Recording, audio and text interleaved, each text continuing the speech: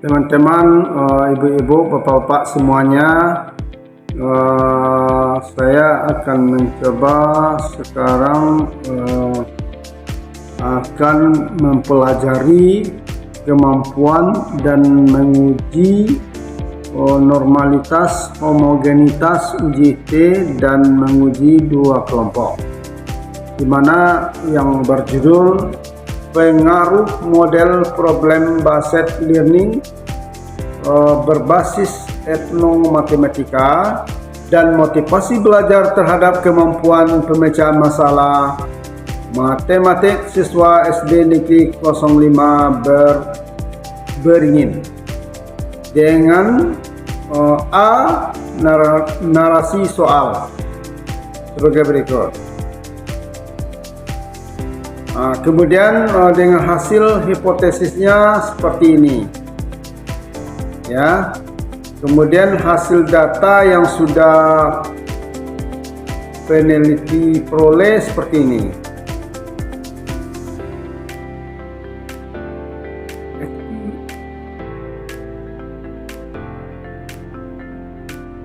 Ya, seperti ini ya. Keterangannya. X1 sama dengan model pembelajaran, 0 sama dengan konversional, 1 sama dengan PBL. X2 sama dengan motivasi belajar, Y kemampuan pemecahan masalah. Kemudian kita masuk kepada langkah-langkah penggunaan SPSS. 1. Menyiapkan data di PSS.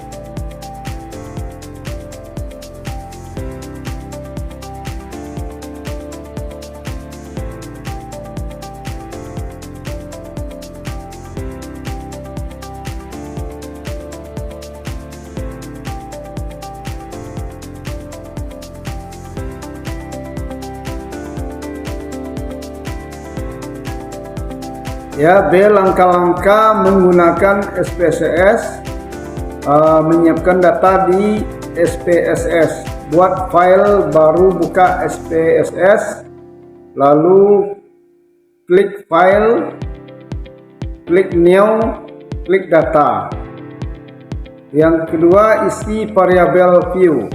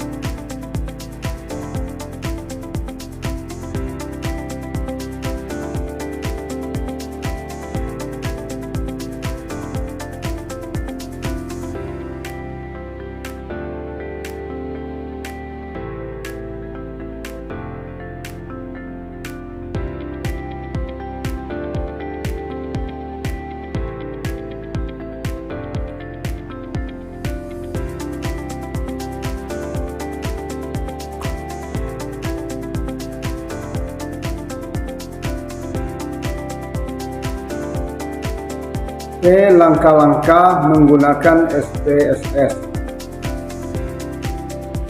1. Menyiapkan data di SPSS. Buat file baru, buka SPSS, kemudian file, kemudian klik new, kemudian data. 2. Isi variabel view.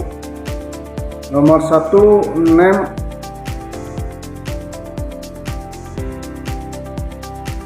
Lalu pindah, lalu kita masuk kepada uji normalitas. Tujuannya yaitu memeriksa apakah data posites berdistribusi normal di tiap kelompok. A. Klik menu analyze ya. A. Klik menu analyze, kemudian descriptive statistik, lalu explore.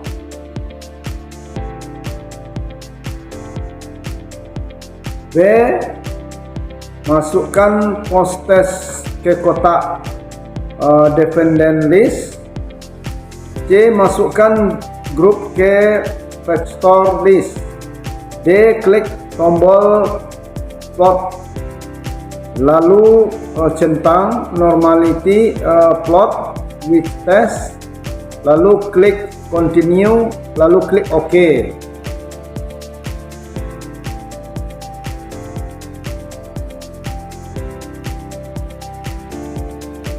Lalu kita masuk kepada uji homogenitas. Ya, uji homogenitas. Tujuannya adalah mengetahui apakah varian post-test antar kelompok sama. A. Klik analyze, terus kita klik confirming.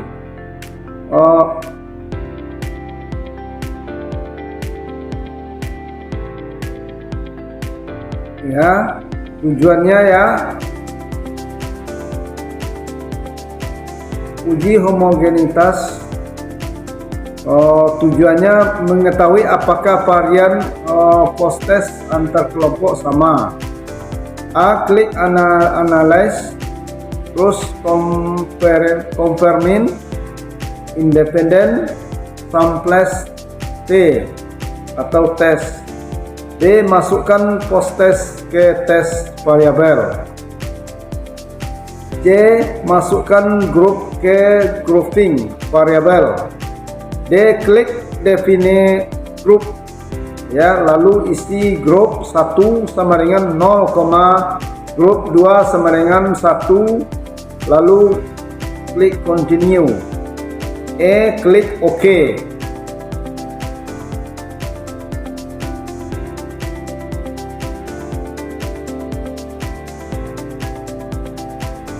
Lalu kita masuk kepada uji dalam uji atau perbedaan rata-rata potres antara kontrol dan eksperimen. A. Output dari langkah sebelumnya sudah mencakupi uji T. B. Lihat tabel independen sampis tes bagian bawah, kolom sik dalam kurung 2 kurang toilet menunjukkan P kurang value. C. Jika P lebih besar dari 0,05, ada perbedaan signifikan antara kedua kelompok hasil yang kita dapatkan. 0,00 lebih besar dari 0,05, ada perbedaan signifikan antara kedua kelompok. D. Cek juga min masing-masing kelompok di tabel grup statistik.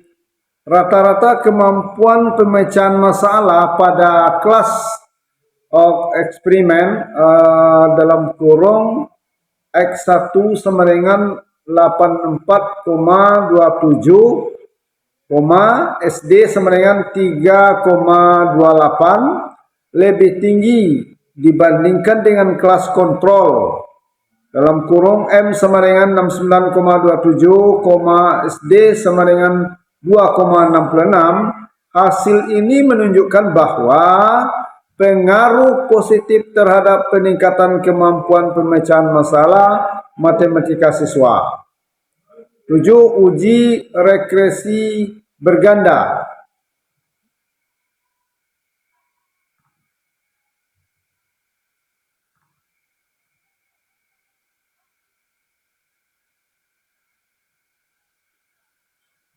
Uji koreksi berganda bertujuan adalah mengetahui pengaruh model pembelajaran dan motivasi belajar terhadap kemampuan pemecahan masalah. Ya, kita klik analyze regression linear. B, masukkan post test.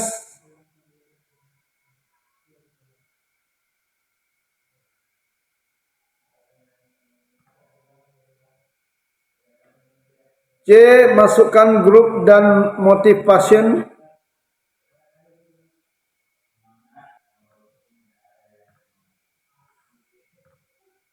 D, klik statistik, ya, lalu centang. Jadi 1 estimates, 2 model fit, 3 R square change, 4 vulnerability diagnostic. Klik continue lalu klik OK.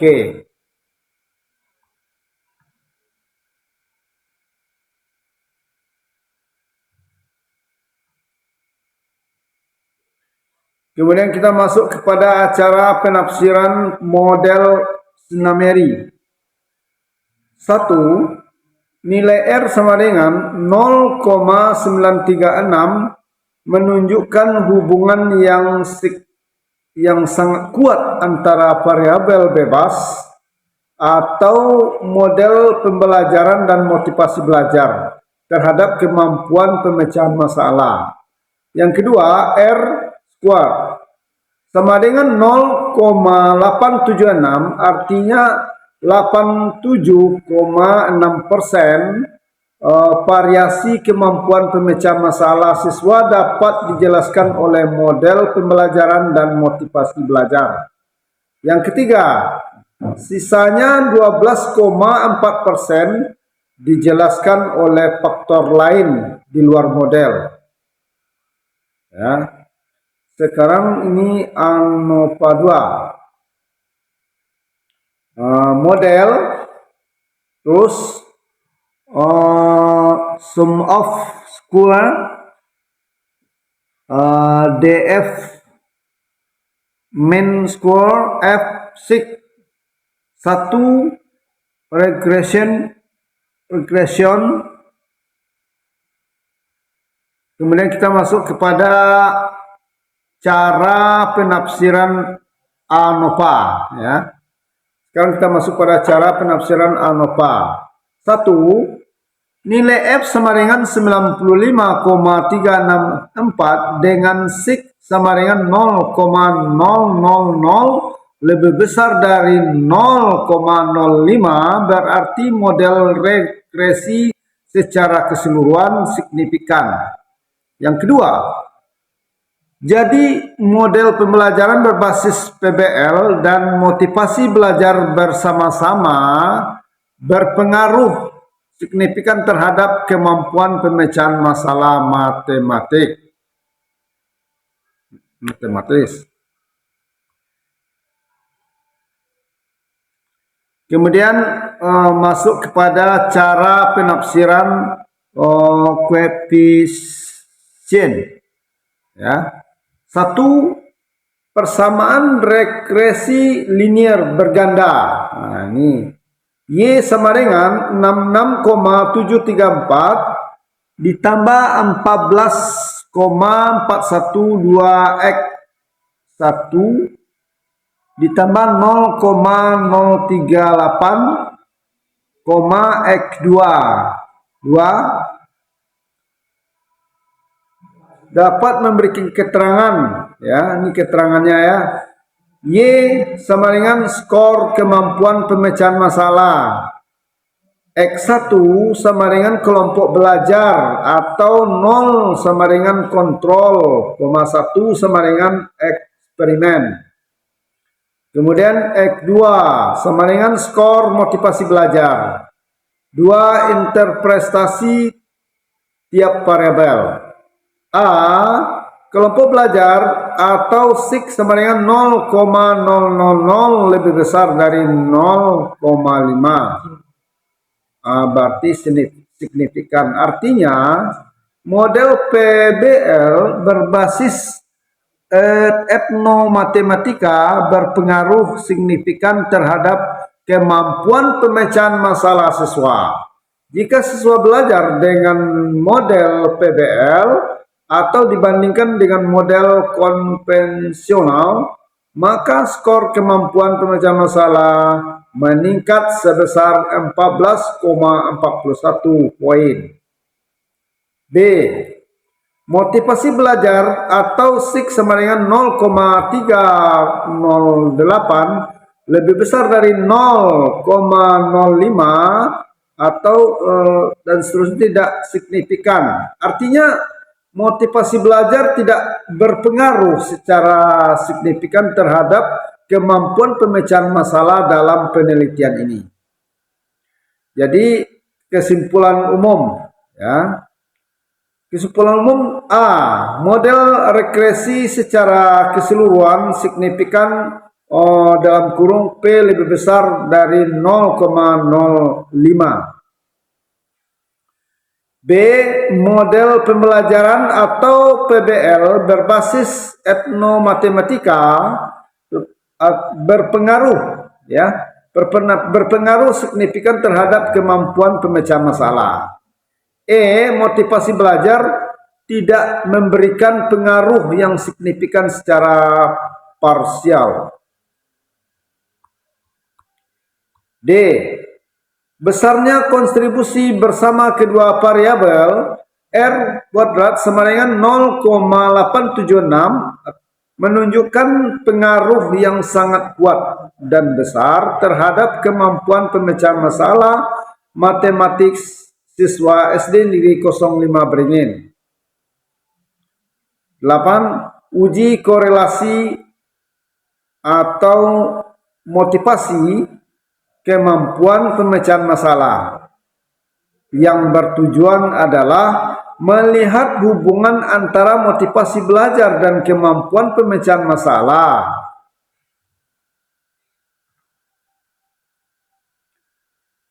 A. Klik analyze, ya, terus correlate, terus bivariate. B. Masukkan motivation dan post-test ke dalam kotak variabel. C. Centang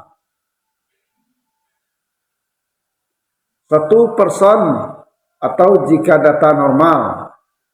2. To toilet. D. Klik OK.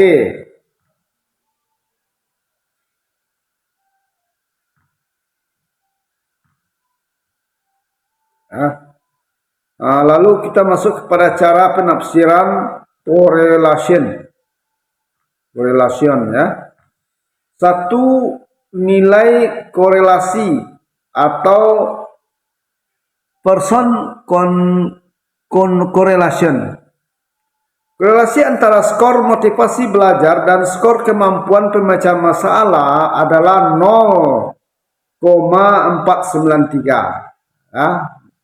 0,493. Nilai 0,493 menunjukkan hubungan positif atau arah searah. Semakin tinggi motivasi belajar, semakin tinggi pula kemampuan pemecahan masalahnya. Ya, berdasarkan kategori umum. 0,00 dikurang 0,19 sama dengan hasilnya sangat lemah. Jadi 0,20 dikurang 0,399 sama dengan hasilnya lemah. 0,40 kurang 0,59 sama dengan sedang. 0,60 kurang 0,799 sama dengan hasilnya kuat. 0,80 dikurang 1,00 maka hasilnya sangat kuat. Ya, 2. Nilai signifikan atau sig dikurang 2 kurang toilet. Ya, nilai sig sama dengan 0,006. Karena 0, yang disebabkan karena 0,006 lebih besar dari 0,01, maka korelasi ini signifikan pada tingkat kepercayaan 99%. Artinya, hubungan ini bukan terjadi secara kebetulan, tetapi secara statistik memang ada hubungan nyata. Ya. Dengan kata lain, hipotesis alternatif dalam Q atau HA diterima. Ya. HA diterima.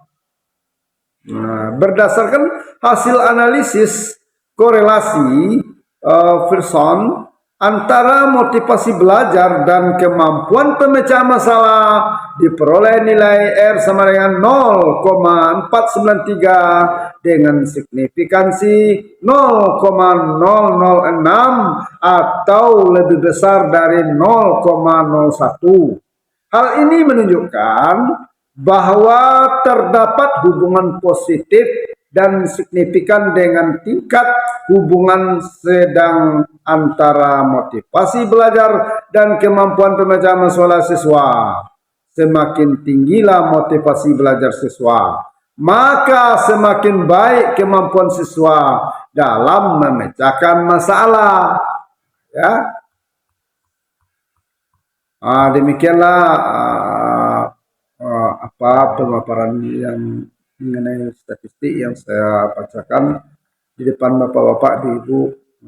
Lebih kurang kalau ada salah mohon maaf ya, maaf pada bapak dosen kita. Billahi taufik wal hidayah. Assalamualaikum warahmatullahi wabarakatuh.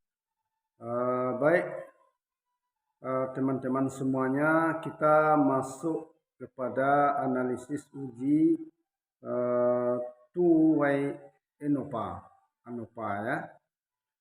Terus apa itu two-way ANOVA?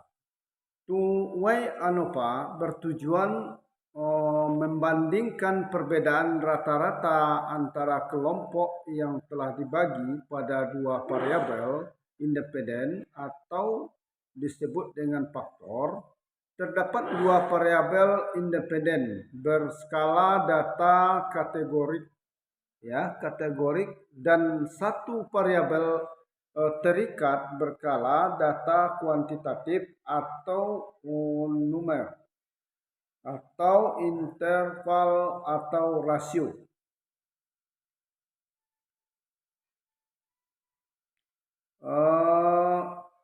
Sedangkan hasil datanya dapat kita lihat sebagai berikut.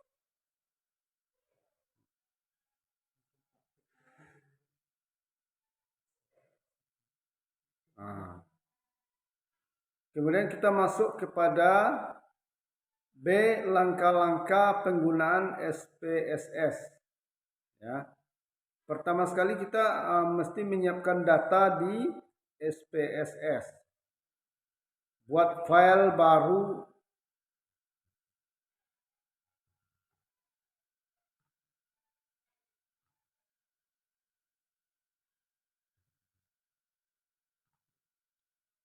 Ya, kita masuk kepada B, langkah-langkah menggunakan SPSS.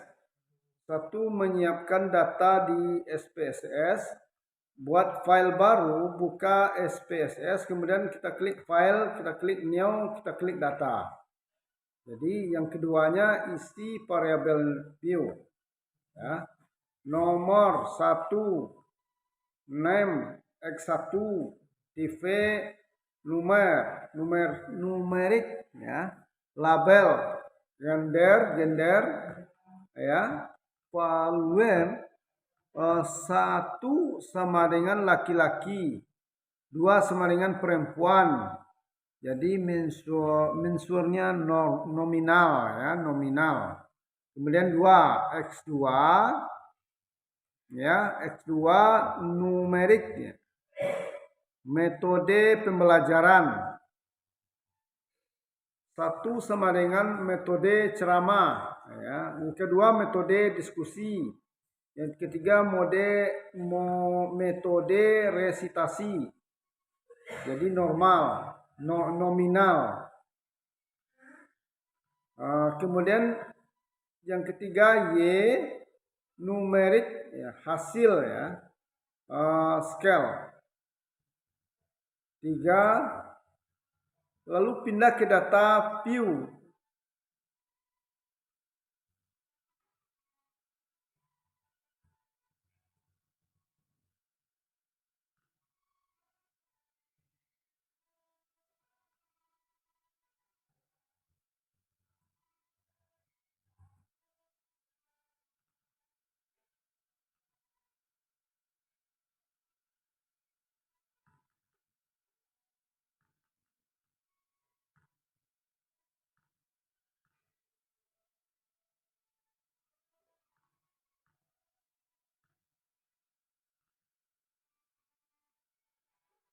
Ya, 3, lalu pindah ke data view dan isi nilai.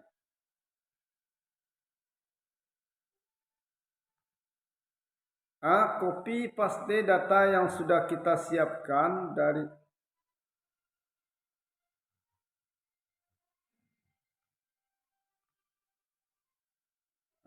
copy paste data yang sudah kita siapkan dari Excel ke SPSS.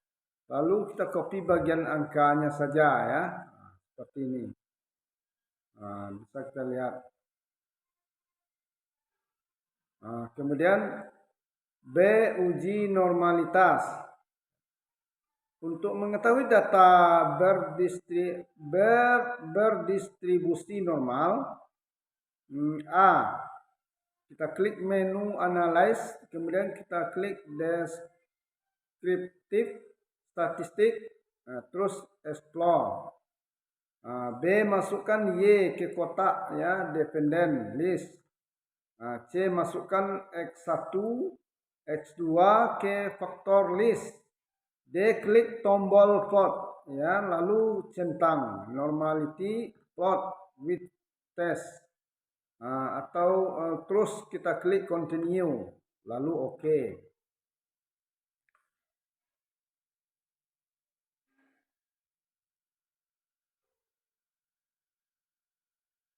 Lalu kita masuk kepada bagian uji homogenitas dan two-way ANOVA.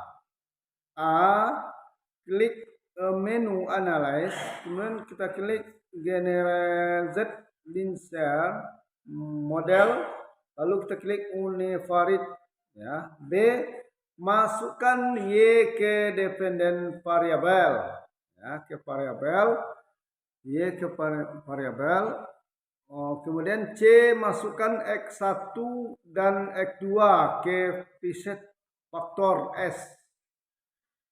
D, pilih plot, masukkan X2 ke horizontal, X1 ke separate lines, kemudian klik ADD, terus continue, ya, continue. E, pilih post hoc, pindahkan X1 dan X2, terus post hoc test for. Lalu kita klik OK, lalu continue, ya. F, pilih option pindahkan X1, X2, dan X1 X2 display min for. Kemudian klik homogeneity test, ya, kita klik homogeneity test dan descriptive, ya, statistik, lalu continue, lalu OK.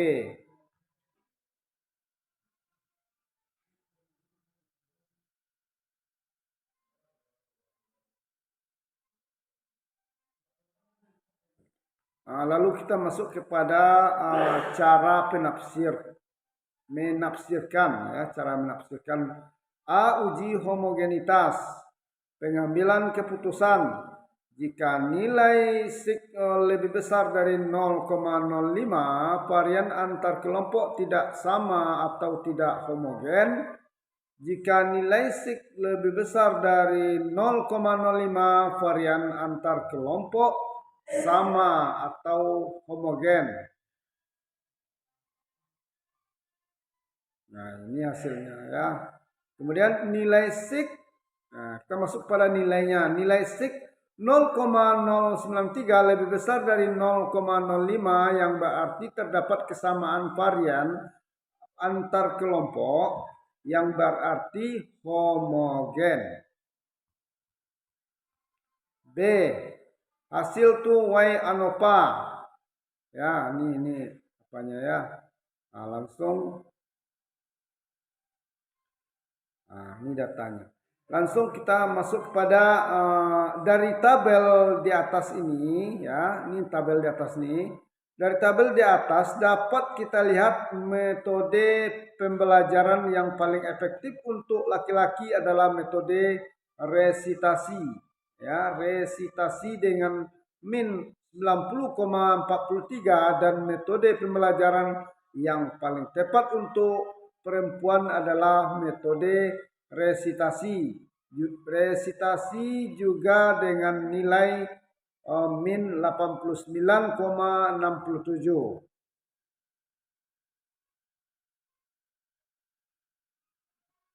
Satu ya, ini datanya. Satu correct state model. Pengaruh variabel X secara bersama-sama terdapat variabel Y. Nilai sig 0,002 lebih besar ya dari 0,5, artinya variabel gender ya. Variabel gender dan metode pembelajaran secara bersama-sama berpengaruh terhadap prestasi belajar mata pelajaran statistik. Kemudian yang kedua, intercept. Tanpa ada pengaruh variabel independen atau X, variabel dependen dalam kurung Y dapat berubah nilainya. Ya, dapat berubah nilainya. Nilai sig 0,000 lebih besar dari 0,5 berarti intercept signifikan. 3, X1, X2, X1, X2. Nilai sig variabel gender atau X1 0,840 lebih besar dari 0,05 atau variabel gender tidak berpengaruh terhadap prestasi belajar mata pelajaran statistik. Sedangkan nilai sig variabel metode pembelajaran X2 atau 0,01 lebih besar dari 0,05, variabel metode pembelajaran berpengaruh terhadap prestasi belajar mata pelajaran statistik. Jadi nilai sig variabel metode pembelajaran X2 0,01 lebih besar dari 0,05, variabel metode pembelajaran berpengaruh terhadap prestasi belajar mata pelajaran statistik. Kemudian nilai sig variabel gender metode pembelajaran atau X1, X2 0,837 lebih besar dari 0,05, variabel gender metode pembelajaran tidak berpengaruh terhadap prestasi belajar mata pelajaran statistik. Tidak berpengaruh terhadap prestasi belajar mata statistik. Saya ulangi, nilai sig variabel gender metode pembelajaran X1, X2 0,837 lebih besar dari 0,05, variabel gender metode pembelajaran tidak berpengaruh terhadap prestasi belajar mata pelajaran statistik. 4. Nilai adjusted R-score 0,417 atau 41,7%, artinya variabel gender dan variabel metode pembelajaran dapat menjelaskan variabel prestasi belajar mata pelajaran statistik sebesar 41,7%. 5. estimate, ya, estimated, marginal, mean, ya. Nah, ini datanya.